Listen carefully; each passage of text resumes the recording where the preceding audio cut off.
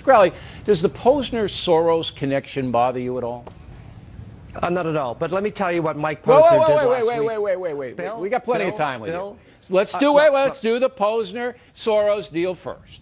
George Soros, you know him, big billionaire, big contributor. In fact, you did a fellow at one of his Center for American Progress, so you know him. And he's an open border guy.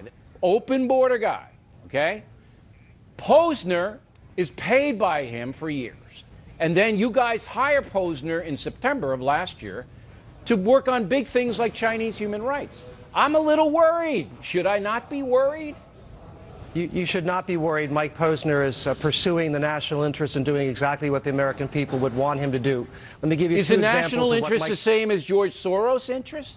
Are they the same? National interest, Bill, there are two things that Mike Posner did last week with the Chinese. He took the delegation to a Catholic Charities Center here in Washington, D.C., where Theodore McCarrick, a distinguished cardinal here in Washington, right. he showed them what faith-based organizations do in our society and stressed the importance of freedom of religion.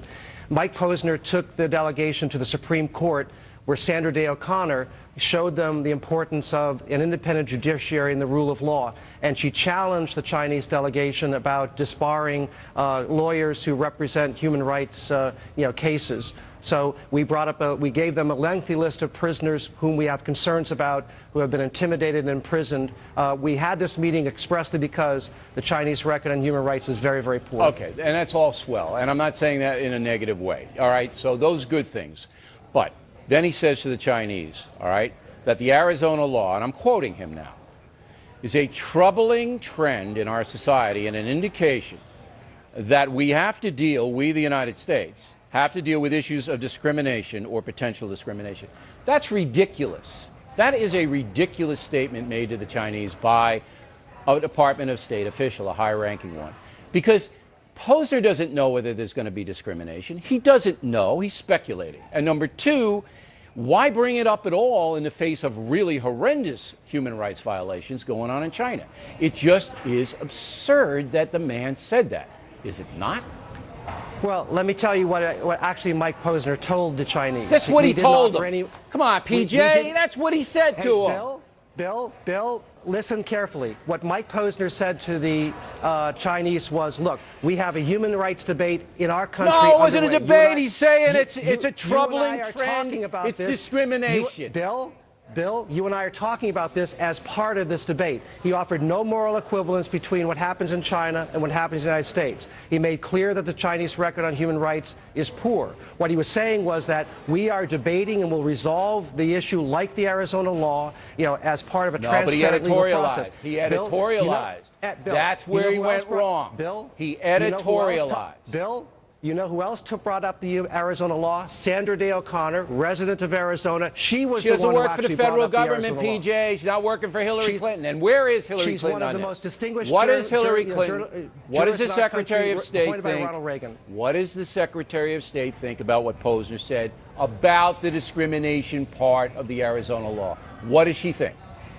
The Secretary of State feels the same way the President feels, which is in enforcing this law, there's a great potential for racial profiling. That's why we need comprehensive reform in this country. All right. Well, that's an interesting statement that you just made. It seems to us here at The Factor, that Posner is a very far-left guy. His resume, do you know, PJ, that this guy, after 9/11, said that American Muslims, this is in 2005, were being treated the same way that Japanese Americans are treated in the internment camps in World War II. Do you know that Posner said that?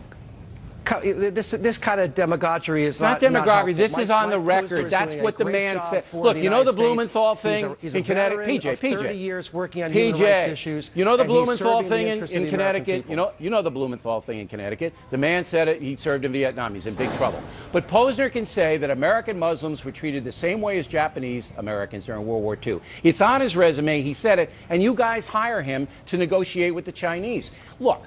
I'm not trying to embarrass you. I'm not. I want to understand why the man has a job, why he's there. This was a discussion with the Chinese. We weren't negotiating anything. Posner, why did you hire Posner? Why hire a far-left zealot? Why?